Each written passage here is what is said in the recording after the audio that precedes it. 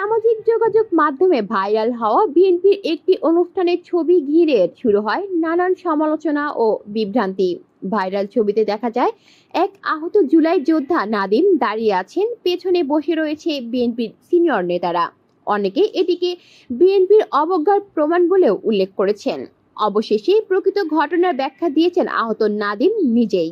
এক বেসরকারি টেলিভিশনের টকশোতে এসে নাদিম বলেন, ছবিটা পরিকল্পিতভাবে ভাইরাল করা হয়েছে। আমরা একটু দেরিতে পৌঁছেছিলাম অনুষ্ঠান স্থলে, তখন জাতীয় সঙ্গীত চলছিল। আমাদের জন্য নির্দিষ্ট আসন রাখা ছিল, কিন্তু দেরিতে ঢোকার কারণে আমরা মিডিয়া সেকশনে পাশে বসি। তারপর আমাকে বক্তব্যের জন্য ডাকলে দলের সিনিয়র নেতারা সামনে বসার ব্যবস্থা করেন। তিনি জানান, বক্তব্য শেষ করে তিনি মির্জা আব্বাসের পাশে বসেন।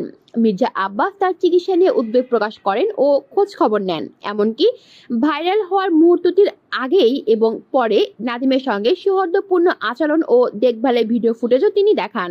নাদিম স্পষ্ট করে বলেন, ছবিটি যেভাবে উপস্থাপন করা হয়েছে তা মিথ্যা ও বিভ্রান্তিকর। কলি শিকদার, বাংলা নিউজ নেটওয়ার্ক।